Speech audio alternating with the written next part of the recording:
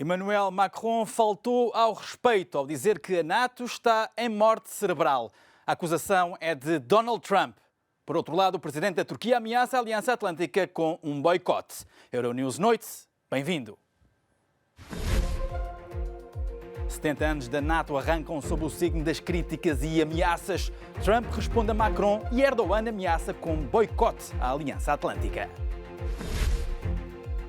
Greta Thunberg, em Lisboa, ativista faz paragem de 2 dias antes de seguir viagem para a Conferência do Clima em Madrid. Tensão comercial entre França e Estados Unidos. Trump ameaça Paris com taxas aduaneiras. A União Europeia promete resposta dos 28. E Carissa Moore sagra-se tetracampeã mundial de surf. A havaiana conquista o título pela 4ª vez na sua carreira. O presidente dos Estados Unidos, Donald Trump, considerou desagradável e uma falta de respeito a posição do chefe de Estado francês, Emmanuel Macron, que afirmou há dias que a NATO encontra-se em estado de morte cerebral. Os 70 anos da NATO assinalam-se em clima de grande tensão. A Aliança Atlântica regressa a Londres, cidade que foi chão para a primeira sede da organização em 1949. Uma cimeira que arranca sob o signo das críticas. O presidente francês diz que a organização está em morte cerebral, expressão que lhe valeu um ralhete de Donald Trump. É uma declaração dura. É duro quando fazes uma declaração dessas. É muito, muito desagradável para 28 países, se os incluirmos. Não podemos andar por aí a fazer declarações destas sobre a NATO. É de uma grande falta de respeito. Mas acho que ninguém precisa mais da NATO do que a França e é por isso que, quando a França faz uma declaração sobre a NATO, é muito perigoso para eles. O presidente dos Estados Unidos reuniu-se com o secretário-geral da NATO antes do arranque formal da cimeira. A contribuição de Washington para o orçamento da Aliança tem dominado as últimas reuniões, com Trump a exigir um aumento dos orçamentos dos aliados. Portugal planeia chegar a um orçamento para a defesa de 1,6% do PIB em 2024, um valor ainda assim abaixo dos 2% impostos por Trump. Recep Tayyip Erdogan está disposto a entrar num braço de ferro com os aliados da NATO. O presidente turco quer reciprocidade na reação da Aliança Atlântica quanto aos problemas da Turquia. Caso contrário, recusa debater outras propostas. A Turquia exige uma tomada de posição da NATO contra as forças que classifica como terroristas. Recep Tayyip Erdogan está decidido a esticar a corda na reunião da Aliança Atlântica em Londres. Antes de partir, o presidente turco anunciou que vai votar contra qualquer plano de defesa dos países do Báltico se não tiver apoio dos aliados. Se os nossos amigos na NATO não reconhecerem como organizações terroristas aqueles contra quem travamos as nossas lutas contra o terrorismo, então desculpem-me, vamos estar contra qualquer proposta em debate. Alguns países membros da NATO endureceram as críticas a Ankara, sobretudo depois da ofensiva militar contra os curdos no norte da Síria.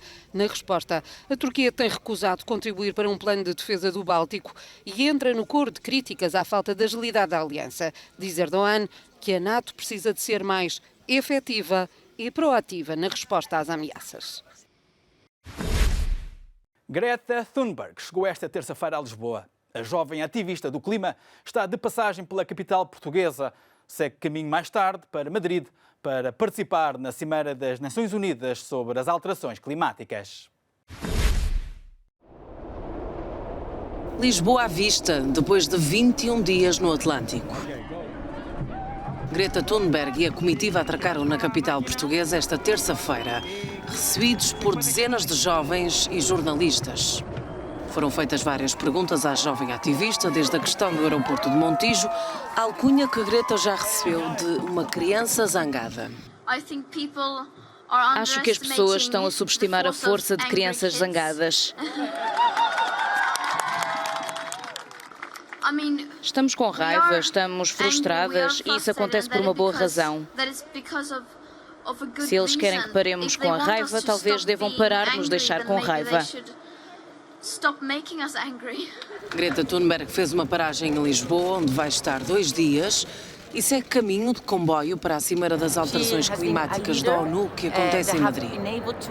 Ela é uma líder capaz de mover e abrir corações para muitos jovens e muitas pessoas em todo o mundo. Precisamos dessa tremenda força para aumentar a ação climática. Precisamos de enfrentar o problema de uma maneira mais rápida, de uma maneira mais profunda, para vencer as alterações climáticas. Portanto, precisamos da Greta aqui com toda essa força. O encontro anual das Nações Unidas reúne líderes de 195 países do mundo, de 2 a 13 de dezembro, 11 dias de discussão sobre o futuro do planeta.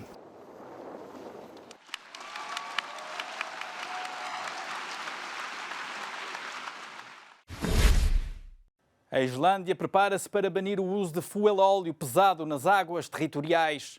Com esta medida pioneira, o governo islandês pretende controlar a circulação de navios de cruzeiro e travar a destruição de glaciares. O cenário paradisíaco atrai milhares de pessoas em cruzeiros à Islândia, mas o encanto que o país exerce sobre os turistas pode estar a pôr em risco o ambiente do país. Com vista a proteger a paisagem nacional, o governo islandês está disposto a tomar medidas radicais e a primeira chega já a 1 de janeiro de 2020. A partir do próximo ano, o uso de fuel óleo em águas territoriais vai ser proibido. A Islândia torna-se assim no primeiro país a impor este tipo de restrições ao turismo, admitindo para já a entrada de navios que tenham um sistema de purificação para reduzir a libertação de dióxido de enxofre. É claro que podem usar petróleo até outras fontes de energia passarem a ser usadas. Espero que aconteça, mas o fuel óleo pesado é a forma mais poluente de petróleo. Por isso, é tão importante deixarmos de usar. A partir de janeiro, o teor de enxofre dos combustíveis navais não vai poder exceder 0,1%. Atualmente, está nos 3,5%. Durante a combustão do fuel óleo, grandes quantidades de fuligem são libertadas para a atmosfera. As partículas acabam por se depositar nos glaciares e acelerar o derretimento do gelo.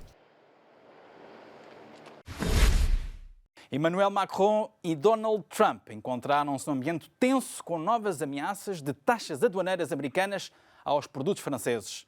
A União Europeia já disse que, se a decisão for adiante, a resposta será feita ao nível dos 28. Os Estados Unidos ameaçam aplicar novas tarifas que podem chegar até aos 100% do valor às importações de produtos franceses, como vinho, queijo ou certos bens de luxo. É um novo capítulo na guerra comercial entre os dois lados do Atlântico, que acontece depois de Donald Trump acusar a França de prejudicar as empresas tecnológicas americanas com a nova taxa sobre os serviços digitais.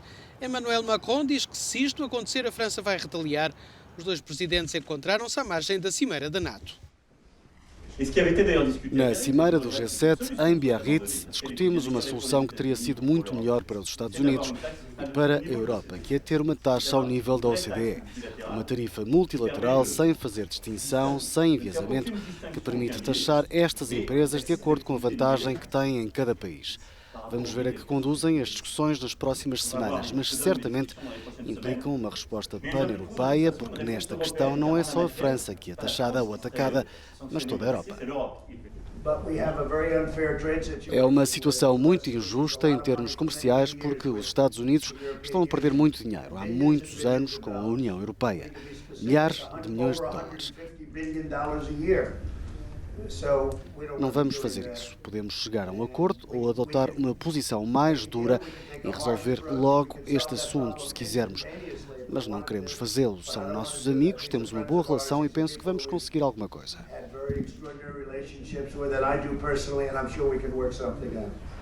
A posição da Comissão Europeia reafirmada esta terça-feira é que o assunto deve ser discutido na Organização Mundial do Comércio e qualquer medida contra a França vai merecer uma resposta por parte do conjunto dos Estados-membros. As regras do sistema de pensões vão mudar em França. O governo quer, entre outras coisas, acabar com os vários subsistemas e introduzir uma idade de referência, 64 anos. A reforma não é consensual e está na origem de uma greve geral marcada para esta quinta-feira. Vejamos o que vai mudar. Em França, o governo prepara a reforma do sistema de pensões, um dos projetos mais importantes da presidência de Emmanuel Macron, que pretende acabar com vários regimes especiais, mas a reforma está longe de ser pacífica. E está na origem da greve que paralisa o país na quinta-feira e afeta setores tão importantes para o dia-a-dia, como os transportes, a justiça, a educação, o controle do tráfego aéreo ou a recolha do lixo. A principal mudança é que os 42 subsistemas que existem vão ser fundidos num só, com um sistema de pontos. Cada euro que entra para o sistema passa a ter o mesmo valor para todos. Outra grande mudança é no método de cálculo, que até agora é baseado nos 25 melhores anos para o setor privado e nos últimos 6 meses para os funcionários públicos. A partir de agora, os pontos passam a ser contados desde o primeiro até ao último dia de trabalho, o que penaliza os trabalhadores com uma carreira mais flutuante. Os sindicatos estão igualmente preocupados com a introdução da idade de referência, que a partir de 2025 será de 64 anos. A idade legal da reforma continua a ser aos 62, mas entre os 62 e os 64 há uma penalização, já quem trabalhar para lá dessa idade passa a beneficiar de uma bonificação. Os objetivos da reforma são, em primeiro lugar, poupar dinheiro aos cofres do Estado e, em segundo, simplificar o sistema. O Governo diz que está aberto a discussões, mas promete rigor. Segundo uma sondagem, a maioria dos franceses está de acordo com as mudanças, mas, ao mesmo tempo, não tem confiança no atual Governo para que as possa aplicar. Com o aumento da esperança de vida, o aumento da idade da reforma é uma tendência global. Em Portugal, por exemplo, está diretamente indexada à esperança de vida. Prevê-se que seja um dos países com maior aumento da idade da reforma. Quem começa agora a trabalhar pode só se reformar acima dos 67 anos e meio. A Apple poderá estar a caminho de se retirar do mercado russo. A gigante norte-americana não vê com bons olhos uma lei aprovada por Vladimir Putin que obriga que os aparelhos de telecomunicações tenham aplicações russas pré-instaladas. Os smartphones e outros aparelhos eletrónicos vendidos na Rússia vão ter obrigatoriamente, a partir do próximo ano, de vir com aplicações desenvolvidas no país e aprovadas pelo Kremlin. A próxima etapa será fazer uma lista das várias aplicações e programas que os computadores, tablets e telemóveis terão de ter obrigatoriamente pré-instalados no momento da venda. A lei foi proposta pelo partido de Vladimir Putin e tem o apoio do presidente. Um dos principais, se não o principal beneficiário da lei, é o motor de busca russo Yandex, que no país detém sensivelmente metade do mercado, a outra metade é da Google. A Yandex lançou no final do ano passado um smartphone próprio.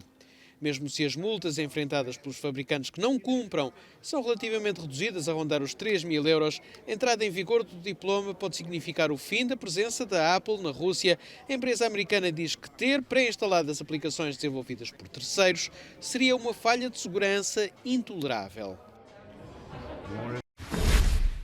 E na crista da onda, a havaiana Carissa Moore sagrou-se tetracampeã mundial de surf. Carissa Moore é a tetracampeã do mundo de surf. A atleta havaiana de 27 anos ganhou o troféu em casa. Bastou para isso alcançar as meias finais da prova da Liga Mundial do Surf no Havaí. Carissa é a sexta mulher a conseguir ganhar 4 campeonatos do mundo de surf, um regresso ao topo onde não estava desde 2015. A prova havaiana foi ganha pela australiana Stephanie Gilmore, sem impacto na classificação geral do campeonato.